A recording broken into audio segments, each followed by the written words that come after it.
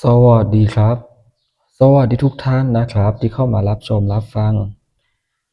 อยู่กับผมนะครับ GG คลิปนี้มาพบกับแนวทางหวยลาวพัฒนาเป็นหวยลาวพัฒนาสูตร2ตัวเด่น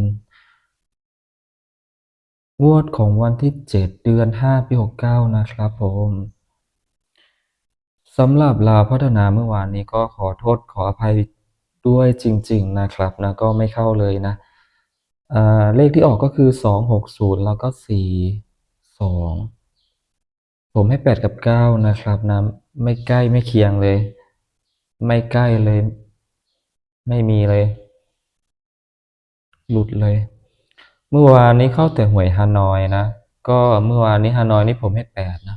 8มาทุกฮานอยเลยนะฮานอยเข้าหวยลาวหลุดขอโทษขออภัยด้วยนะครับนะ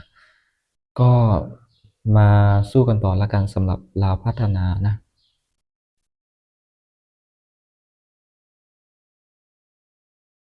ก็เกียมปากกาเกียมกระดาษไปเลยนะไม่ได้มาเขียนให้นะครับหวยลาวพัฒนานะครับเด่นวันนี้ที่ผมคำนวณได้ก็คือ1 2 3ตัวเด่น1 2 3ผมต้องเอา2 ตัวตัดตัว1ทิ้งก็ขอเลือก1กับ2แล้วกันนะเป็นตัวเด่นนะเด่นเด่น2และรอง1แล้วกันนะเด่น2และรอง1ก็จะมี26 27 20 16 17แล้วก็10เป็นตัวเน้น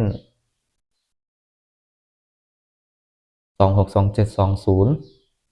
16 17แล้วก็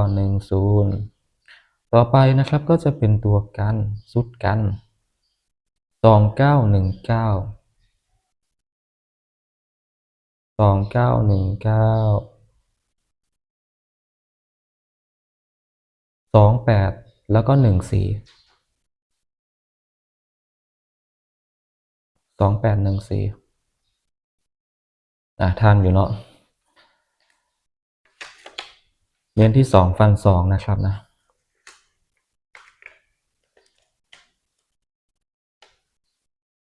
ต่อไปนะครับก็จะเป็นเลข3ตัวนะ3ตัวนะครับ267 260 264 270 274แล้วก็204นะครับผมขอให้มี2มาแล้วกันงวดนี้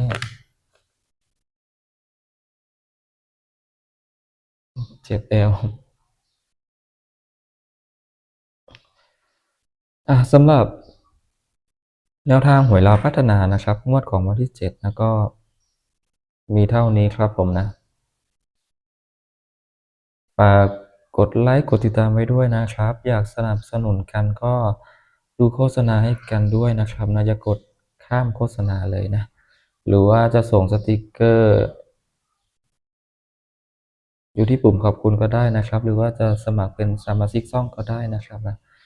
สำหรับคลิปนี้ขอตัวลาไปก่อนนะครับขอให้พี่ๆทุกท่านโชคดีนะครับบ๊ายบายครับ